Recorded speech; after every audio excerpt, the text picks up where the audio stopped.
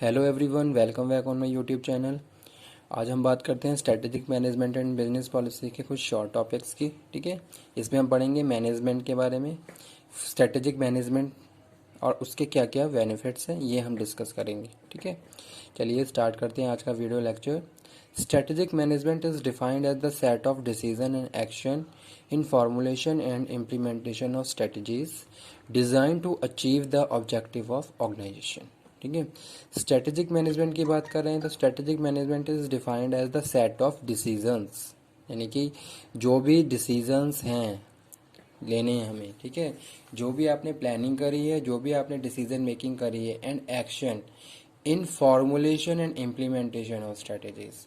ठीक है, अब आपने जो भी प्लानिंग करी है उस प्लानिंग को किस तरीके से आपको फॉर्मुलेट करना है और किस तरीके से उसको इम्प्लीमेंट करना है। ठीक है, जैसे सपोज मैं बात करता हूँ कोई भी, यहाँ पे हम अपनी प्लानिंग की, अब मैंने कोई प्लानिंग करी कि मुझे इस तरीके से आगे बढ़ना है, अब मैंने उससे रिलेटेड स्ट्रेटजी बनाई। ठीक है, जब मैंने स्ट्रेटजी बना ली तो मैं उसको क्या करूँगा, स्ट्रेटजी फॉर्मुलेट करूँगा अकॉर्डिंग टू डिसीजन और एक्शन, और उसको क्या करूँगा फिर इम्प्लीमेंट करूँगा, इम्प्लीमेंटेशन ऑफ स्ट्रेटजीज। ठीक है, to achieve the objective of the organisation. जो भी हमारे ऑब्जेक्टिव्स होते हैं उसके बेसिस पे हम क्या करते हैं, प्रॉपर प्लानिंग करते हैं, स्ट्रेटजी फॉर्मुलेट करते हैं, स्ट्रेटजी इम्प्लीमेंट करते हैं, ताकि हम टाइम पे अपने जो भी हमारे ऑब्जेक्टिव्स हैं उनको अचीव कर लें और ये इंश्योरिटी के साथ आगे बढ़ें कि हाँ, जिस भी डायरेक्शन में हम जा रहे हैं हाँ वो डायरेक्शन सही है। ठीक है, उस डायरेक्शन में मूव ऑन होके ही हमें अपने ऑब्जेक्टिव्स को अचीव करेंगे और अल्टीमेट अपने गोल तक पहुंच जाएंगे। ठीक है, तो वो यहाँ पे हम बात करें किसकी, strategic management. Strategic management is defined as the decision set of decision and action in formulation and implementation of strategies. ठीक है, अब यहाँ पे हम बात करते हैं कुछ बेनिफिट्स की। क्या हैं बेनिफिट्स, क्या क्या इसके पॉइंट्स हैं। Financial benefits, it result into financial benefits to the organisation in the form of increase profit even the face of environmental threats. ठीक है, यहाँ पे हम बात करते हैं स्ट्रेटेजिक मैनेजमेंट की। अगर स्ट्रेटेजिक प्रॉपरली बात कर रहे हैं तो कहीं ना कहीं एक फाइनेंशियल बेनिफिट हमारे लिए क्या है, it result into financial benefit to the organization in the form of increased profit even the face of environmental threats। अगर environmental threats चल रहे हैं, हमारे पास बहुत सारे threats हैं। ठीक है, या सपोज कुछ भी इंटरनल एक्सटर्नल बहुत सारे इनसिक्योरिटी है हमारे पास, तब भी हमें क्या, अगर हम स्ट्रेटेजी पे काम कर रहे हैं तो कहीं ना कहीं हमें फाइनेंशियल बेनिफिट हमारे लिए वहाँ पे बना रहे। ठीक है, क्योंकि वहाँ पे श्योरिटी रहती है कि हाँ हम एक पॉजिटिव डायरेक्शन में मूव कर रहे हैं जहाँ पे रिस्क कम और रिटर्न ज़्यादा है। ठीक है, तो इस तरीके से जब हम स्ट्रेटजी के हिसाब से आगे बढ़ते हैं तो कहीं ना कहीं वहाँ पे रिस्क क्या हो जाता है, रिड्यूस हो जाता है। तो वो यहाँ पे हम बात कर रहे हैं, it result into the financial benefit. एक फाइनेंशियल बेनिफिट है to the organisation in the form of increase profit. Second लिखा हुआ है ऑफ सेटिंग अनसर्टेनिटी। ठीक है, by prescribing future course of action. Future के लिए आपने फ्यूचर फोरकास्टिंग कर रहे हो। ठीक है, फोरकास्टिंग की साथ के साथ आपने क्या करा, जो भी स्ट्रेटेजी है प्रॉपरली आपके जो भी ऑब्जेक्टिव्स हैं उसके हिसाब से ने एक आपसे उसके हिसाब से आपने एक स्ट्रॉन्ग स्ट्रेटेजी बनाई, उसको प्रॉपरली फॉर्मुलेट करने के बाद इम्प्लीमेंट करा, तो कहीं ना कहीं फ्यूचर अनसर्टेनिटी आपके लिए क्या हो जाती है, कम हो जाती है। ठीक है, तो वो यहाँ पे हम बात कर रहे हैं of setting uncertainty by prescribing future course of action. ठीक है, तो वो यहाँ पे हम बात कर रहे हैं, जैसे सपोज किसी ने अपना टारगेट बनाया कि फ्यूचर में उसको अपने इंटरनेशनल मार्केट में कोई प्रोडक्ट लॉन्च करना है। अब उसने जब अपना अपना कोई भी ये गोल बना लिया और उससे रिलेटेड बहुत सारी स्ट्रेटेजी के हिसाब से वो काम कर रहा है, तो कहीं ना कहीं उसके लिए क्या हो जाएगा, रिस्क कम हो जाएगा और रिटर्न ज़्यादा की चांसेस रहेंगे, यानी कि अनसर्टेनिटी नहीं रहेगी कि हाँ वाकई में कहीं ऐसा ना हो कि उसको फ्यूचर में लॉस हो जाए। ठीक है, तो थोड़ा रिस्क क्या हो जाता है, कम हो जाता है।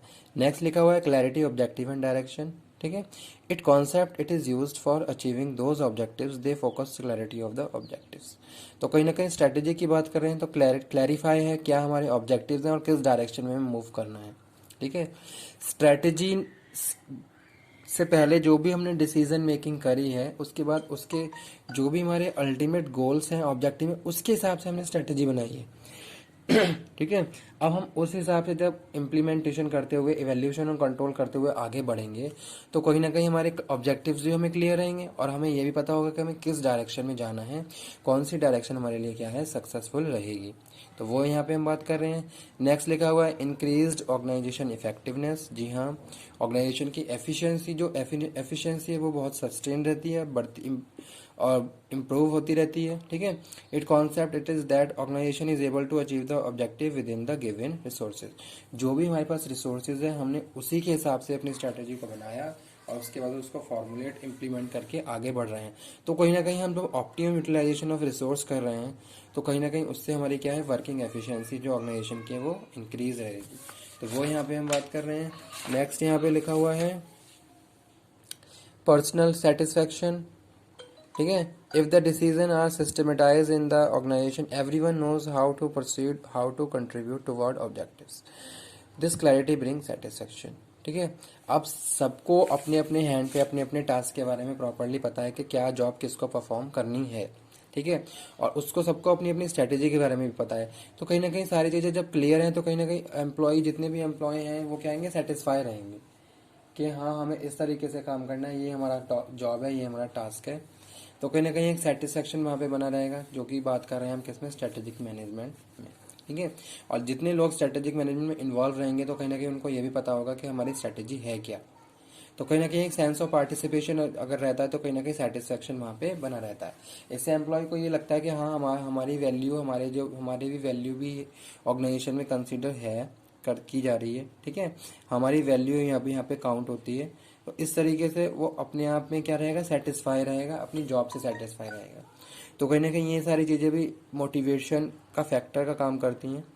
तो वो यहाँ पे हम बात कर रहे हैं। नेक्स्ट जो सब टॉपिक है वो है function of senior management in corporate governance, setting objective for business. ठीक है, ये भी सीनियर मैनेजमेंट का काम है, ऑब्जेक्टिव सेट करना, क्या गोल हैं, उन गोल्स को किस तरीके से हमें अचीव करना है, क्या ऑब्जेक्टिव हमारे रहेंगे।